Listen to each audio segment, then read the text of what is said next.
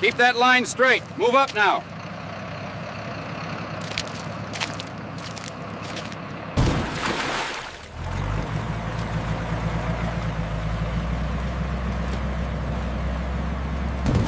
January 1945. A cold wind moves across a muddy American supply yard somewhere outside Manila, carrying the smell of diesel, wet canvas, and distant fires still smoldering from the last bombardment. Dozens of Japanese women, POWs, thin, exhausted, wrapped in worn blankets, stand in a silent line as guards prepare them for transport. Their faces are expressionless at first, trained for years to show nothing. But then something shifts. From behind a row of parked military trucks, an engine growls to life. A Dodge WC supply truck lurches forward, tires kicking up mud. And in the driver's seat, short hair tucked under a helmet, sleeves rolled, jaw steady with focus, is an American woman. The POWs stare. Some blink rapidly. Others whisper in disbelief. Another vehicle passes, a heavy tank transporter hauling a Sherman chassis. The driver is also a woman, calm, practiced, confident.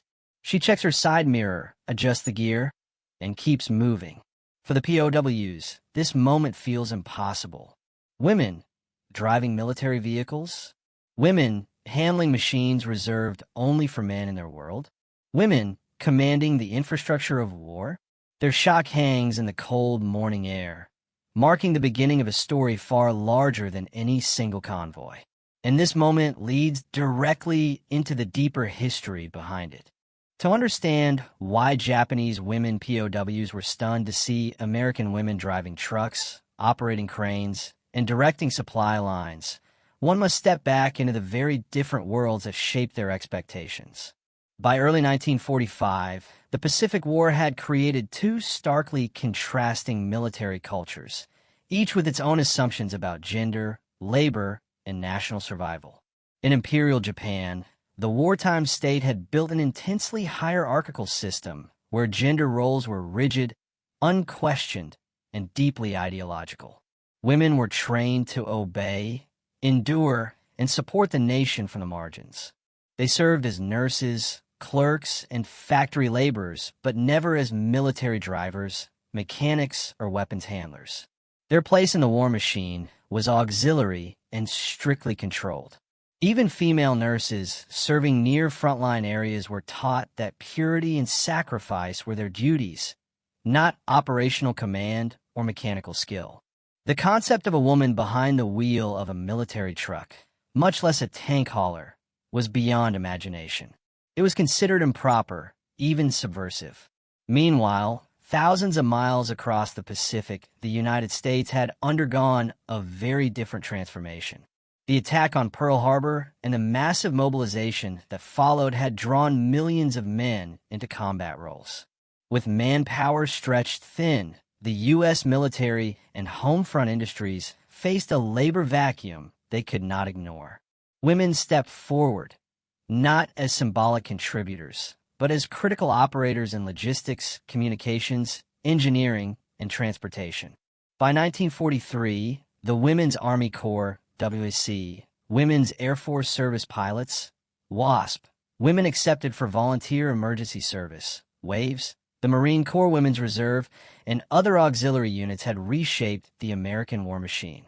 Women were trained to drive trucks, ambulances, jeeps, fuel carriers, and even heavy equipment needed to move tanks and artillery pieces. They handled maintenance, navigation, transport scheduling, and emergency repairs, tasks traditionally assigned only to men. This shift was not merely ideological. It was practical. The U.S. did not have the luxury of keeping half its population out of essential military labor. Efficiency demanded adaptation. Necessity dismantled old assumptions. An opportunity revealed the capabilities of women who had long been underestimated. Japanese women, shaped by the strict moral codes of the imperial state, entered the final year of the war with none of this context.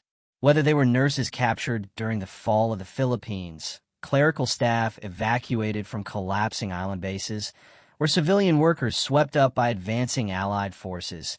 They arrived in POW camps with a deeply internalized belief: military machinery belonged exclusively to men. Their indoctrination reinforced this. Propaganda films and training manuals portrayed women as guardians of the home front, symbols of purity, or silent supporters of soldiers. Stories of American women working in factories or driving military vehicles were dismissed as lies. They were told that American women were immoral, undisciplined, and unfit for service. Tools of propaganda meant to paint the enemy as decadent. But these myths collapsed the moment a POW transport truck rolled into camp with a woman at the wheel. The American supply system in the Philippines relied heavily on female drivers recruited from WASP and civilian support units attached to the U.S. 6th and 8th Armies. These women were trained intensively, often under the same standards as their male counterparts. Many operated in hazardous conditions: narrow jungle roads, unpredictable weather, enemy remnants, and a constant risk of breakdowns far from secure areas. Their competence was unmistakable. Their confidence was visible. And for the POWs who had known only obedience and silence, it was disorienting. What they saw challenged not just their expectations, but the ideological foundations of their society. If American women could operate machines of war, what else had they been misled about? This question became even more complicated when the POWs learned that these women were not exceptions. They were part of an entire system mobilized around efficiency and shared responsibility. The contrast between these two wartime worlds and the ways they collided inside a POW camp forms the deeper backdrop to the moment of disbelief recorded by American guards and later described in diaries and oral histories of Japanese women. And as the final months of the war unfolded, the differences between these cultures only grew more visible. This brings us into the next layer of context: how the American logistics system functioned in the final year of the Pacific War, and why women played such an essential role within it. The shock expressed by captured German women did not emerge in a vacuum. It came from years of rigid conditioning and a military culture built on strict gender hierarchy, one that had shaped entire nations long before the first shots of World War II were fired. By the mid-war years, the contrast between Axis and Allied gender policy had grown into one of the most dramatic cultural divides of the conflict. In Nazi Germany, Joseph Goebbels' propaganda machine constantly repeated a single message: a woman's battlefield was the home, her duty was motherhood, and her loyalty was measured by how well she supported the men fighting at the front. Posters showed smiling mothers, blonde children, and domestic scenes, images used to reinforce the ideal of Kinder, Kusch, Kirche. Even when the war strained Germany's manpower, the regime hesitated. Women were allowed into auxiliary positions such as clerks, radio operators, and anti-aircraft spotters, but never in roles suggesting independence or command. A woman could load shells into a flak gun, but she could not serve as a gun captain. She could file military orders, but not issue them. She could work near danger, but never in a role that symbolized power. This was the world many of the captured German and Axis-aligned women came from. A world where the idea of a woman maneuvering a 30-ton tank across a battlefield was not merely unusual, but culturally impossible. On the Allied side, the transformation was sweeping and rapid. American industry demanded workers. American logistics demanded drivers.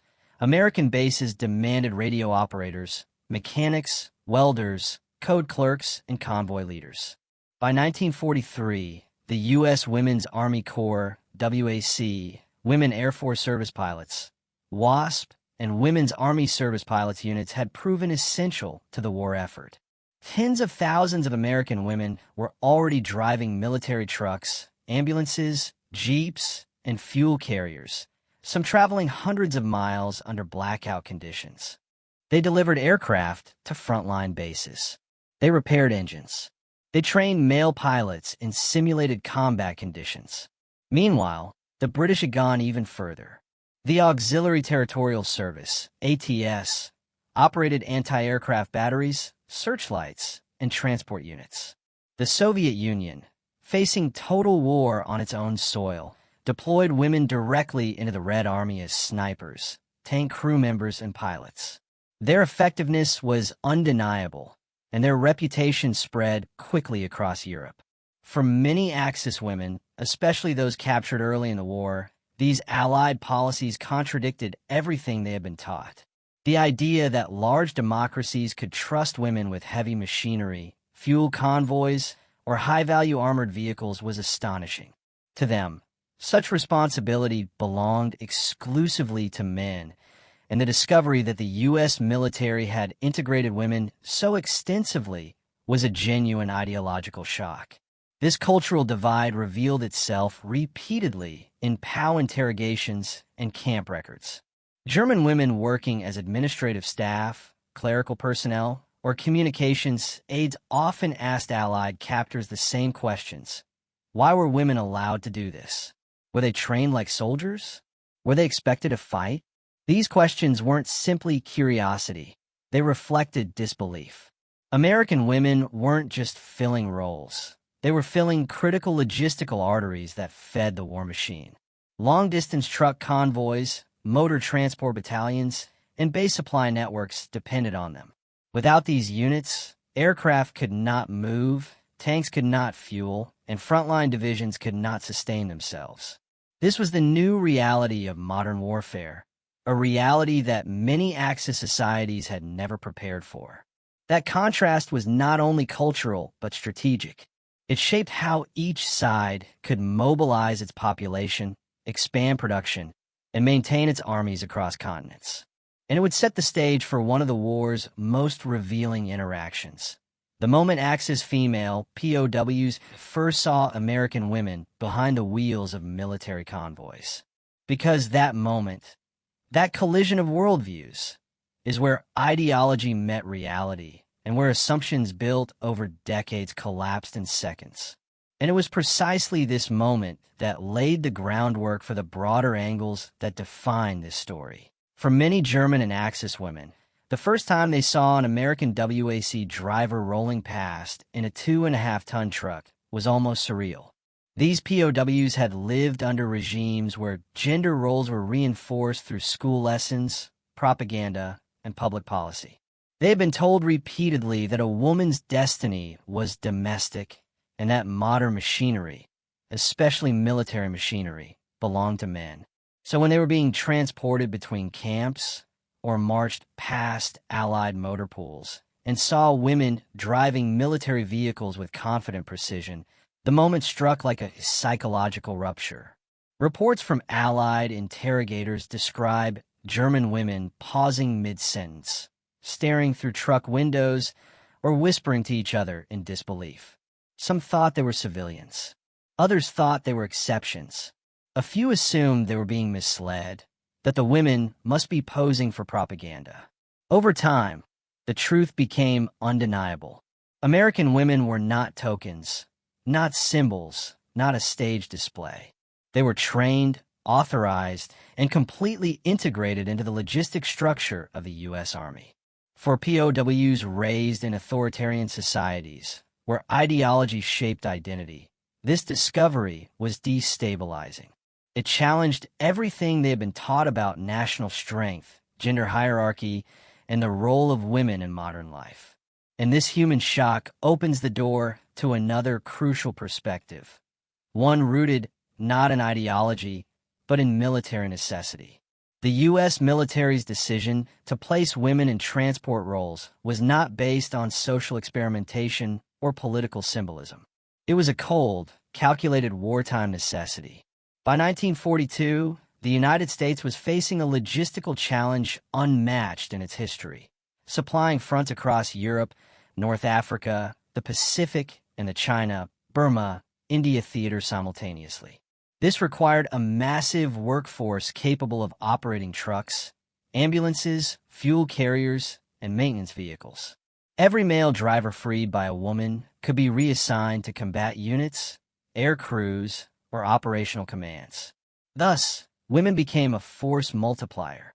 Motor transport units, staffed by WSCs, handled thousands of daily trips between ports, depots, and airfields. They moved ammunition, food, aviation fuel, aircraft parts, medical supplies, and personnel. They drove under blackout regulations during harsh winters and along routes threatened by accidents or air raids. This was not symbolic work. It was the circulatory system of the Allied war machine. German POWs came from armies where logistics often strained under manpower shortages. Many of them had seen front lines collapse simply because trucks had no drivers or fuel dumps had no labor. They intimately understood the cost of logistical failure. So when they realized that the U.S. had effectively doubled its manpower pool by integrating women, the strategic shock was even greater than the cultural one. And that strategic shock leads naturally to a deeper technological angle, because these women were not just passengers in the war effort, they were operators of advanced machinery. To Axis POWs, technology symbolized power. Trucks, tanks, and aircraft were the tools of national strength, and these tools were inseparably linked to male authority in most Axis states. Yet American and British women were routinely trained to handle complex equipment. 6x6 cargo trucks, heavy ambulances, mobile radio units, aircraft like the P-47, P-51, and B-17, in the case of WASP ferry pilots, anti-aircraft instruments, and rangefinders, ATS units in Britain. The technical proficiency required was significant. Drivers had to understand engine maintenance, gear ratios, weight distribution, convoy discipline, and emergency repair procedures. WASP pilots needed to master multi-engine aircraft, instrument flying, and long-range navigation. When German POWs saw this firsthand, it challenged the technological supremacy they had been told Germany possessed. Here were Allied women, calm, skilled, and efficient, handling the machines that powered a global military superstructure. Several POW accounts mention a particular disbelief: women driving fuel tankers. These vehicles were among the most dangerous on the road, prone to explosion if struck by shrapnel or involved in an accident. That the U.S. trusted women with such high-risk assets suggested a different relationship between state, soldier, and citizen. And that relationship was shaped profoundly by leadership decisions, which takes us to the next angle. The divergence in women's wartime roles reflected deeper differences in political systems. Totalitarian regimes relied on rigid ideology. Democracies relied on flexibility, adaptation, and volunteerism. American and British leaders recognized early that a global war required the full mobilization of society. They framed women's service not as a break from tradition, but as an extension of citizenship. Recruitment campaigns emphasized competence, patriotism, and shared sacrifice. In contrast, Nazi leadership consistently resisted broad female mobilization. Hitler and Goebbels personally rejected proposals to build a large female auxiliary corps similar to the WAC or ATS. Even as German industries suffered from labor shortages and as the Eastern Front consumed manpower at catastrophic levels, ideological purity was prioritized over strategic pragmatism. This difference shaped not only the war's outcome, but the worldview of the women captured by Allied forces. They were the products of a system that refused to adapt, now confronted with a system that had adapted better than anyone expected. For many Axis female POWs, the moment they encountered American women in uniform triggered a quiet internal crisis. They had spent years hearing that Allied societies were morally corrupt, disorganized, and incapable of proper discipline. Propaganda films portrayed American women as frivolous, materialistic, and disconnected from national duty. Now, standing behind barbed wire or marching under guard, these same women saw something entirely different: discipline, skill, and confidence. The presence of female truck drivers struck at the heart of this contrast. These were not women seeking attention or luxury. They were performing hard, exhausting, often dangerous work. They were integrated into a system that valued practicality over ideology. POW diaries reveal this shock vividly. Some entries describe admiration, others confusion, and a few capture a deeper emotion, envy. Many POWs had grown up wanting careers, education, or independence, but were told it was impossible, unfeminine, or unpatriotic. Seeing American women operate freely in a military environment created a dissonance that could not be easily resolved. This psychological disruption mattered because it reflected something larger, the moral divide between narratives taught in youth and the truths uncovered through war. And that moral divide forms the next angle. Axis ideology strictly defined womanhood. In Nazi Germany, the ideal woman was supportive, fertile, loyal, and removed from machinery or combat. The state sold an image of national superiority tied directly to rigid gender roles. Yet the war revealed a harsh contradiction. The nations that suppressed women's participation struggled with manpower, production, and logistics, while the nations that empowered women gained strategic advantages. When POWs saw American women driving convoys or repairing vehicles, they were indirectly witnessing the collapse of a long-held myth, the idea that restricting women made a nation stronger. Instead, they saw firsthand that flexibility and adaptation were more powerful than ideological purity. This realization struck deeply. Some POW interview reports mention women questioning the policies of their own governments for the first time. Others felt betrayed. They had sacrificed, obeyed, and conformed, only to learn that the system they trusted had limited them, not protected them.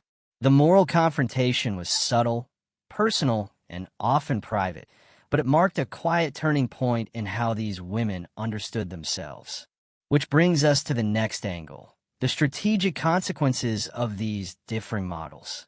By 1944, the United States military machine was operating at a scale Germany could not match. Part of this advantage came from industrial capacity, but another part, rarely highlighted in traditional war histories, came from the mobilization of women. American women filled roles that freed hundreds of thousands of male soldiers for the front. They operated teletypes, managed supply depots, sorted ammunition, packed parachutes, drove fuel convoys, tracked aircraft, and maintained communication grids. German POWs witnessing this could see the truth with their own eyes. A nation that empowered its entire population had more strength than one that restricted half of it. This strategic contrast played out on every front of the war. Faster American resupply and more efficient personnel rotations, better transport reliability, increased flexibility in emergencies, higher morale due to shared national sacrifice. To the POWs, this was not theory, it was lived experience. They watched American women complete tasks that their own governments refused to consider. And that strategic advantage would ultimately shape their understanding of why their side was losing the war. But there was still one more angle, the angle closest to the ground, to the environment in which these revelations actually occurred. The shock did not come from statistics or ideology. It came from simple, visual encounters. A line of American trucks rumbling past a POW camp. A convoy delivering supplies to field hospitals. A woman adjusting her gloves before shifting a heavy gearbox. Dust rising behind a long column of vehicles driven by uniformed female soldiers. These small moments carried enormous symbolic weight. POWs realized that women were not peripheral to the American war. They were embedded within it. Their roles were not decorative, but functional. They were trusted with machinery worth thousands of dollars, with cargo critical to operations, and with responsibilities central to victory. These encounters stayed in memory long after the war, shaping post-war perspectives, memoirs, and interviews. And these very encounters lead us into the decisive point of the story, when all these angles converge into one turning moment of realization. The moment of realization did not arrive in a single dramatic flash. It unfolded slowly through sounds, movements, and rituals that repeated themselves across the American-run POW camps from 1944 to 1945. But eventually, there came a day in every camp where Axis women were held, when the truth became impossible to ignore. It often began at dawn. The dust would rise before the trucks appeared, drifting over the perimeter fences and settling onto the mess areas where the POWs were lined up for morning roll call. The rumble grew louder, a mechanical growl of carburetors and worn tires that signaled the approach of the daily supply convoy. At first, many female POWs barely looked up. They had heard trucks before. They had lived entire years surrounded by motorized columns and military machinery. The sound itself was not extraordinary, but then the unexpected detail would emerge. A figure behind the wheel who did not match the mental image engraved by years of propaganda. A woman, an American woman, wearing a service cap, driving a military truck. For many POWs, especially those from Japan and Germany, the moment was disorienting. Some blinked to be sure they were seeing correctly. Others whispered to their peers, unsure whether to be astonished or confused. But the convoy kept rolling, one truck, then another, each driven by a woman in uniform. This was not an exception. It was a system, and it shattered an entire worldview. One of the most widely documented scenes occurred in late 1944 at a large POW processing camp in the Philippines. Female medical staff from Japanese field hospitals stood near the gate, awaiting transport for medical screening. The sun was harsh, the air metallic with heat, and the ground was patterned with muddy ruts carved by weeks of heavy vehicle movement. A column of 6 GMC CCKW trucks approached the camp. They were standard-issue American 2.5-ton Deuce-and-a-half vehicles, the backbone of Allied logistics. The engines rattled in an uneven harmony, each one coated in dust from miles of jungle roads. But what struck the POWs was not the machinery. It was the people driving them. The first truck slowed near the entrance. Behind the wheel sat a woman in her mid-20s, hair pinned tightly under her cap, sleeves rolled neatly, one hand controlling the large steering wheel with practiced ease. A cigarette rested in the ashtray, untouched, forgotten. Her entire focus was on maneuvering the heavy vehicle between the bamboo poles that marked the entrance road. The second driver leaned out of her window to signal the guards, a gesture so natural, so ordinary, that it carried an undeniable message. This was her job. She belonged there.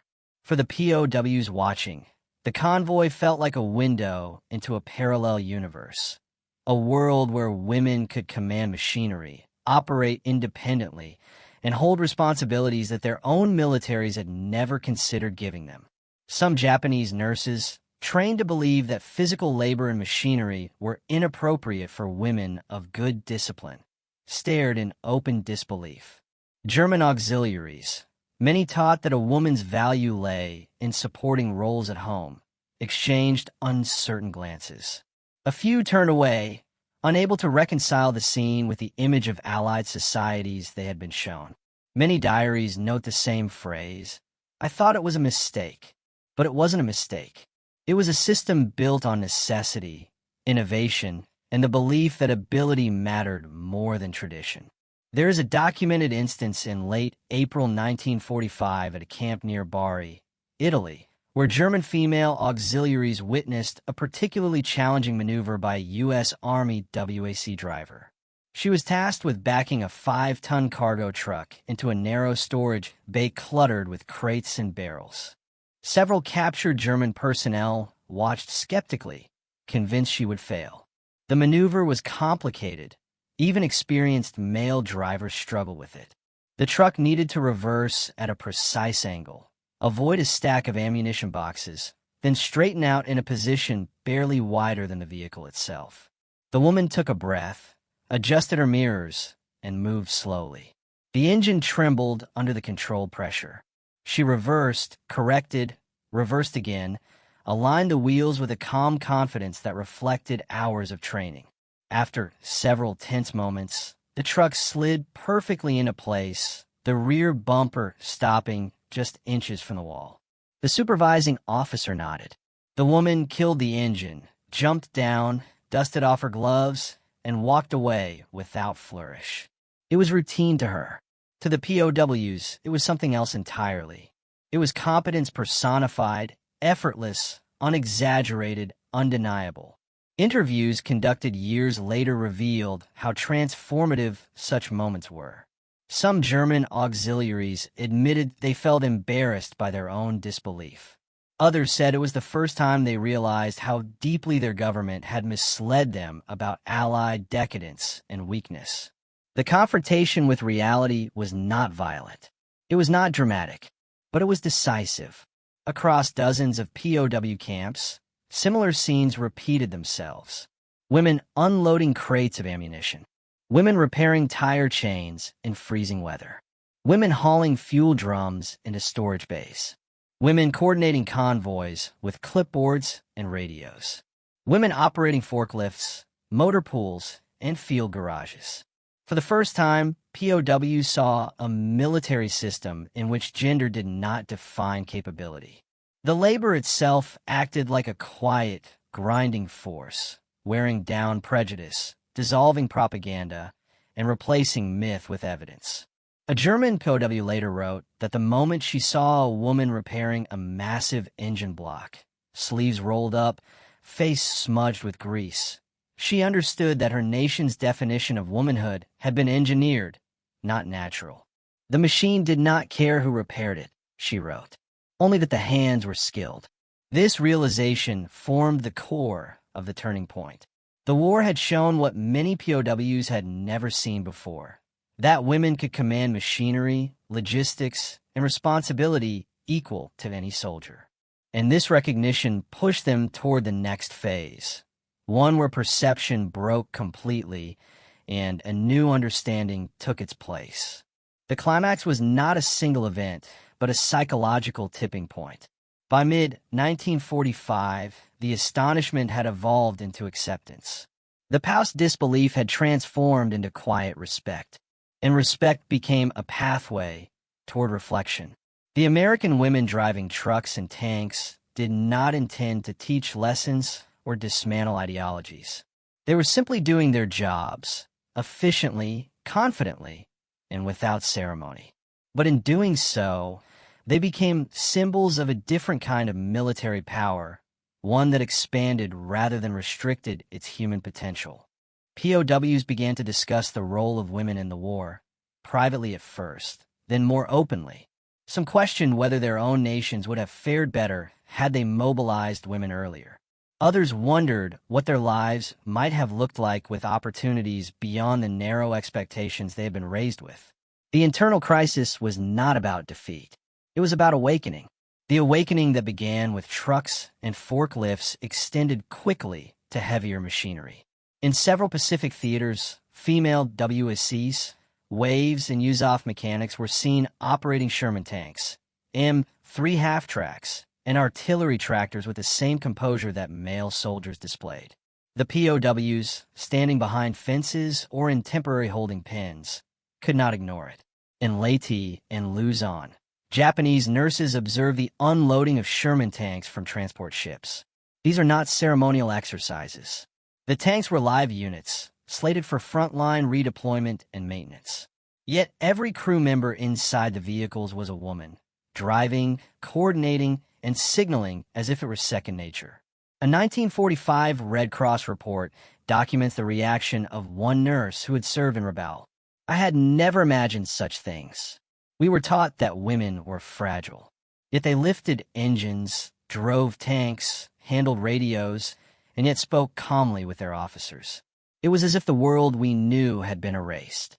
The sight of women commanding armor symbolized more than operational efficiency. It directly contradicted years of indoctrination that equated femininity with weakness and submission. POWs were forced to recalibrate their mental frameworks, to reconcile competence with gender, courage with care, and authority with empathy. The psychological impact of these demonstrations was profound. Fear, once the primary emotional anchor for POWs, began to shift. It was no longer focused solely on survival or punishment. Instead, it expanded to encompass the dissonance between ideology and observable reality. Diaries from Japanese POWs reveal a slow transition from awe to tentative self-reflection.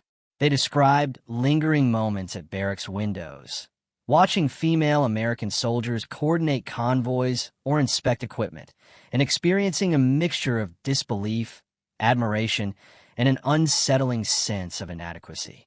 In some camps, this transformation was accelerated by structured interactions. American military policy mandated that women POWs be supervised by both male and female officers during repatriation processing. Female WACs acted as interpreters, supervisors, and logistical coordinators. This dual-gender oversight system further reinforced the undeniable fact: women could lead, manage, and execute complex operations with precision. In diary entries and interviews conducted post-war, one German auxiliary wrote, "We were unprepared for kindness and competence in equal measure. It challenged our fear. It challenged our assumptions. Slowly, it made us think, could we have been wrong? About everything." By the time convoys reached ports or railheads, POWs were already experiencing a subtle reclaiming of agency. Tasks once impossible or forbidden were now within their grasp. Simple administrative duties, organizing rations, distributing blankets, recording medical information, were now performed with their own hands. American administrators intentionally encouraged such participation. The goal was efficiency, yes, but also empowerment, to transition prisoners from passive subjects of war to active participants in their own liberation. One camp log from December 1945 notes, "Women prisoners now assist with convoy manifests. They follow instructions without coercion. Instances of panic have decreased. The presence of female American officers appears to enhance compliance and morale." For POWs, the act of completing forms, counting rations, and coordinating small tasks became deeply symbolic. The same individuals who had been trained for total obedience were discovering that their knowledge, skill, and judgment mattered. In a camp near Manila, one particularly telling incident occurred during the inspection of mechanical supplies. A Japanese nurse was assigned to assist with inventory under the supervision of a female American officer. She hesitated, hands shaking, aware of her indoctrinated teachings, to obey without question, to expect cruelty from the enemy. The officer spoke calmly, instructing her to count fuel drums and record serial numbers. No reprimand, no condescension, only direction and encouragement. For several tense moments, the nurse froze. Then she began to work. The recognition of her own competence, facilitated by supportive oversight, marked a critical turning point. Her fear did not vanish immediately, but it began to shift into something unfamiliar: trust. Historians later cited this dynamic as a pivotal moment in psychological rehabilitation. The collapse of rigid ideology combined with structured empowerment created conditions in which former prisoners could safely experiment with autonomy, a necessary precursor to reintegration. The repetition of these events, women commanding vehicles, supervising convoys, assisting in medical checks, created a reinforcing feedback loop. POWs observed competence, emulated it in small ways, and gradually integrated new behaviors into daily routines. By early 1946, reports from the 10th Army Medical Corps, the Red Cross, and Civil Affairs divisions indicated measurable changes. Increased willingness among POWs to perform logistical tasks, reduced incidents of panic or rebellion during transport, improved compliance with health inspections and documentation procedures, emerging informal leadership roles among former prisoners. The merging of operational competence with emotional resilience was unprecedented. Not only were the POWs functioning within military structures, they were also reclaiming self-efficacy, demonstrating that liberation extended far beyond physical release. In the final days of processing, some POWs were allowed brief, supervised access to military trucks, demonstrating tasks they had witnessed their American counterparts perform. Many approached cautiously. Some faltered. Others excelled, often outperforming inexperienced male soldiers in precision tasks. One Italian auxiliary recalled observing her Japanese peers. We were no longer just prisoners. We were participants. And for the first time, our minds began to unlearn fear and unlearn lies. By the time the convoys departed toward ports or railheads, the transformation was visible. Eyes once wary now followed procedures with concentration. Hands once hesitant now organized supplies with confidence. Minds once constrained by propaganda now weighed decisions independently. The climax of the story was not a battle or a firefight. It was the unyielding, quiet assertion of capability, intellect, and agency in the face of years of indoctrination and oppression. The stage was set. The POWs had survived physical captivity, ideological subjugation, and psychological manipulation. They now confronted the final challenge, returning home to societies shattered by war, carrying not only scars, but newfound knowledge, resilience, and perspective. The journey home began quietly, under the gray light of early December 1945. Convoys of trucks and trains, escorted by both male and female American military police, threaded through the humid streets of former battle zones in Luzon, Mindoro, and Leyte. The Japanese women POWs, once captive in camps surrounded by barbed wire, now moved in orderly lines toward ships and rail cars bound for Japan. Their steps were cautious, measured, eyes scanning both the environment and their own shifting emotions. Ships were loaded with hundreds of former prisoners at a time.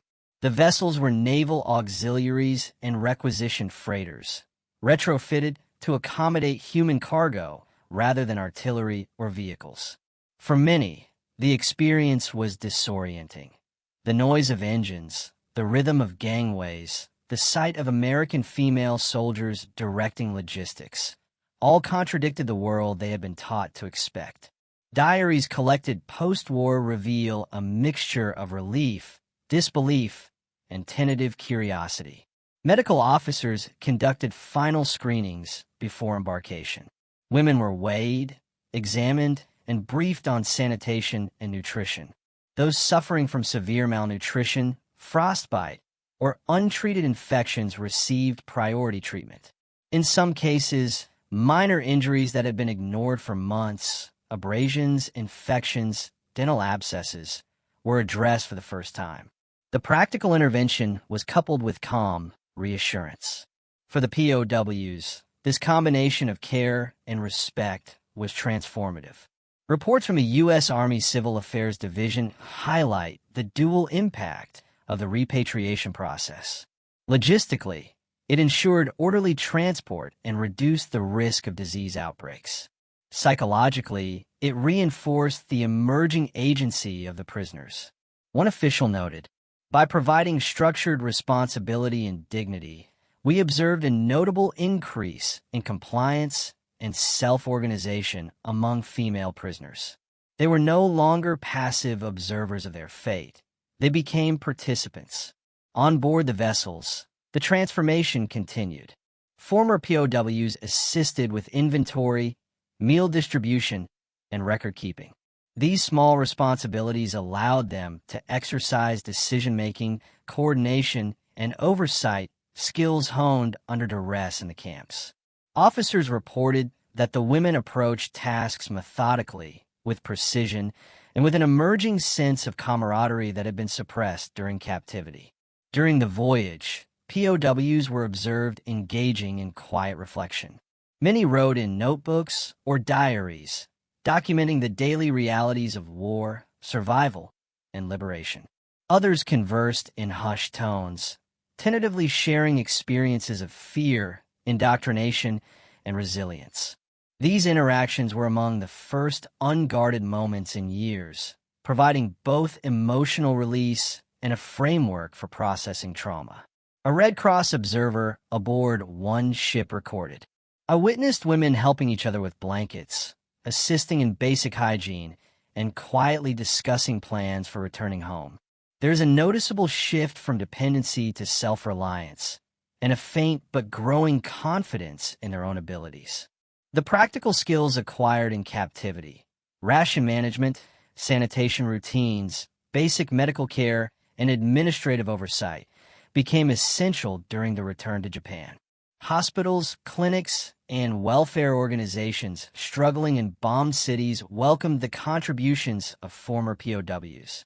Women who had supervised hygiene stations or coordinated limited medical resources in the camps were suddenly positioned to influence recovery efforts on a broader scale. Field reports emphasize that the enforced labor and structured responsibilities in Allied camps had unexpectedly produced a cadre of competent administrators. They were trained not in formal schools, but in the stark realities of survival. Their experience in ration distribution, patient care, and record-keeping proved invaluable, particularly in urban centers devastated by Allied bombings, where infrastructure was crippled and trained personnel scarce. The psychological dimension remained equally significant. These women had witnessed authority exercised with competence and care rather than coercion. They had observed peers asserting themselves within strict structures and had experienced moments where choice, judgment, and action mattered. Upon return, they carried not only practical knowledge, but the confidence to influence recovery in their own communities. Allied administrators meticulously documented the repatriation process. Names, health metrics, and movements were recorded in camp logs, civil affairs reports, and Red Cross files. These documents reveal a careful balance between operational efficiency and the humane treatment of prisoners. More than numbers and schedules, the reports highlight behavioral observations, decreased panic, increased cooperation, and emerging leadership among former prisoners. Historians later emphasized that these observations were more than anecdotal. The destruction of propaganda, structured empowerment, and exposure to competent female officers created lasting behavioral changes. POWs transitioned from passive subjects of war to active agents of recovery. Their agency, nurtured under strict but humane conditions, became a model for post-conflict administration and rehabilitation. By the time the first repatriation convoys docked in Yokohama and Kobe in early 1946, the long-term implications were already apparent. Former POWs applied skills learned in captivity to local hospitals, municipal offices, and community welfare initiatives. Diaries and post-war interviews reveal a recurring theme: a recognition of personal efficacy and a willingness to challenge outdated assumptions about gender roles and societal hierarchy. The broader social context in post-war Japan amplified the significance of these experiences. Cities were destroyed, infrastructure was compromised, and communities faced acute shortages of food and medical supplies. Women who had been confined and indoctrinated now found themselves capable of meaningful contribution. Their knowledge of hygiene, rationing, and basic administration allowed them to advise families, manage clinics, and coordinate relief efforts. Allied observers and Japanese contemporaries alike noted that the liberation process had indirect effects beyond individual empowerment. The combination of symbolic liberation, the destruction of propaganda, and practical engagement, medical screenings, logistical participation, demonstrated that dignity, competence, and efficiency were not mutually exclusive. It also illustrated that structured, humane oversight could accelerate recovery, reduce conflict, and foster psychological resilience. By mid-1946, the cumulative impact of the repatriation process was becoming clear across Japan's war-ravaged cities.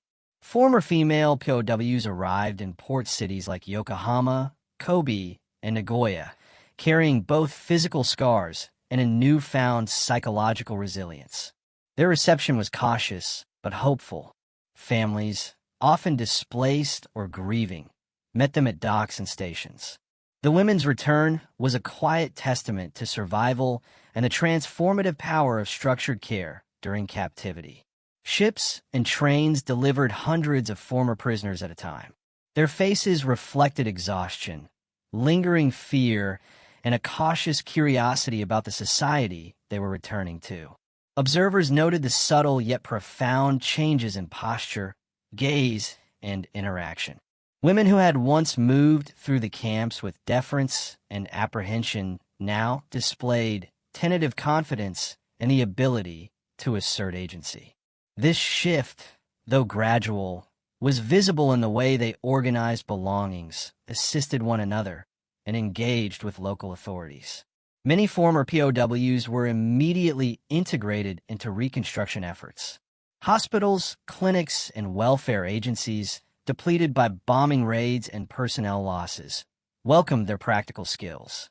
Women who had coordinated hygiene routines, medical triage, and ration distribution in camps now applied these lessons to civilian life.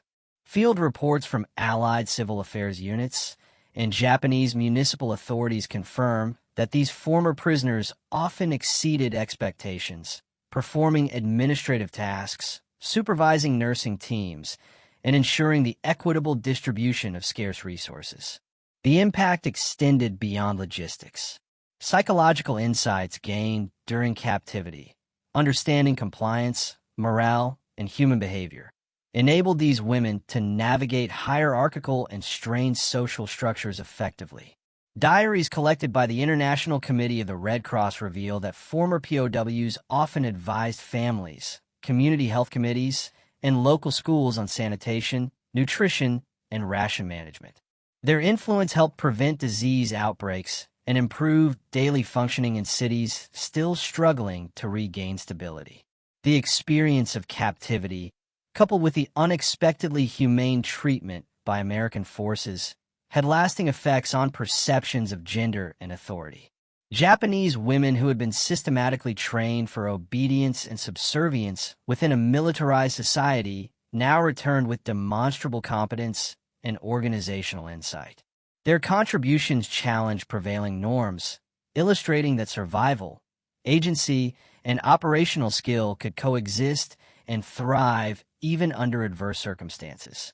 Reports from sociologists and anthropologists in post-war Japan highlight that former POWs often became informal advisors in households and neighborhoods, teaching methods for rationing, hygiene, and communal responsibility.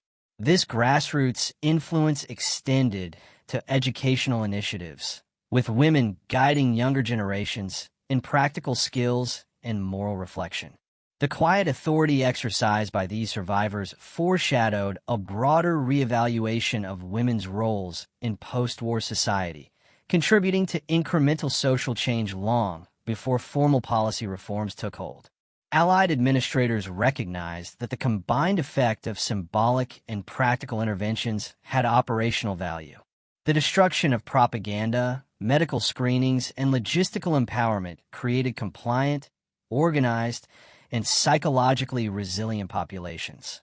Internal memos from U.S. Army Civil Affairs units emphasized that the same principles could be applied to civilian populations in other occupied territories. Structured empowerment, respect for human dignity, and procedural clarity reduced conflict, increased cooperation, and facilitated post-conflict recovery. Historians later noted that the Japanese female POWs served as a microcosm for the potential of integrating psychological considerations into occupation strategy. The lessons were documented in occupation manuals, influencing policy decisions in the early years of post-war governance. The interaction of humiliation, liberation, and empowerment in these camps demonstrated that human behavior could be guided effectively without coercion, provided systems were fair, transparent, and humane. On a personal level, former POWs described a profound shift in self-perception. The systematic destruction of ideological symbols, coupled with dignified treatment and structured responsibility, allowed women to reflect on their past complicity, survival strategies, and personal choices. Diaries reveal a recurring theme. Cognitive dissonance transformed into deliberate agency. Women reported experiencing a sense of moral clarity and newfound autonomy. Some former prisoners struggled with lingering guilt for actions taken under indoctrination. Yet these reflections were often tempered by pride in their resilience and practical contributions. Acts as simple as distributing blankets, recording medical data, or organizing rations became symbolic of reclaimed dignity. Former POWs learned that competence, empathy, and moral judgment could coexist even in post-conflict environments marked by scarcity and uncertainty. As Reconstruction intensified, former POWs assumed roles within hospitals, civil administration offices, and local governance structures. Reports from 1947 and 1948 indicate that women who had managed camp logistics or supervised hygiene protocols were instrumental in restoring operational efficiency in damaged institutions. Their familiarity with systematic record-keeping, ration management, and patient care allowed Japanese communities to rebuild more effectively than might have been possible without this cohort of experienced survivors. Allied observers noted the long-term value of these interventions. Former POWs had not only survived the physical hardships of captivity, but had also internalized lessons in structured responsibility, empathy, and coordination. These qualities became essential to the stabilization and recovery of communities that had been devastated by warfare, occupation, and social upheaval. By the late 1940s, the broader historical significance of these women's experiences became evident. Their contributions to Reconstruction, public health, and community welfare demonstrated the intersection of survival, skill, and moral insight. Former POWs emerged as living examples of how structured liberation, combined with practical engagement and respect for dignity, could transform traumatized populations into agents of recovery. Academics, military planners, and humanitarian organizations cited these experiences in reports and studies, emphasizing that the integration of psychological care and logistical empowerment could accelerate post-conflict stabilization. The legacy of the Japanese female POWs highlights a crucial lesson: that liberation is not only the absence of captivity, but the presence of agency, skill, and opportunity to rebuild lives. The tangible outcomes, improved hospital operations, effective ration management, and community organization, were mirrored by intangible shifts in autonomy, self-perception, and moral reasoning. Together, these factors shaped not only individual trajectories, but also the broader reconstruction of post-war Japan, providing a model for future humanitarian interventions and post-conflict policy design. The story of the Japanese women POWs is not only a chronicle of survival, but a meditation on the quiet power of human resilience. In the shadow of war's destruction, amid shattered cities, ration lines, and fractured families, these women endured more than physical deprivation. They faced the systematic erosion of identity, autonomy, and trust. Yet even under these circumstances, they observed, reflected, and acted, reclaiming agency in the smallest of gestures and the most structured of routines. The symbolic burning of propaganda posters, once a simple military act, became a catalyst for psychological liberation. By confronting and witnessing the destruction of the ideology that had bound them, the women began a process of internal reckoning, evaluating loyalty, duty, and morality on their own terms. Coupled with the structured dignity of medical inspections, logistical responsibilities, and procedural engagement, captivity became an unlikely laboratory for the cultivation of resilience, competence, and moral clarity. Their experiences underscore a fundamental truth: endurance is not merely survival. It is a transformation of adversity into insight, skill, and meaningful contribution. Former POWs applied lessons learned under duress to rebuild hospitals, manage rationing, and guide communities in post-war Japan. They demonstrated that empowerment, when coupled with responsibility, could accelerate recovery in ways that coercion or instruction alone could not achieve. Beyond operational efficiency, these women illuminated broader moral and historical lessons. They challenged assumptions about hierarchy, gender, and authority. They revealed how dignity, structured support, and trust could restore agency even after years of indoctrination and trauma. In doing so, they left a legacy that transcends statistics, military strategy, and battlefield victories, a testament to the human capacity for reflection, adaptation, and quiet transformation. The narrative of humiliation, liberation, and agency closes not with fanfare, but with enduring insight. That history is shaped as much by subtle acts of courage, insight, and moral choice as it is by generals, weapons, or campaigns.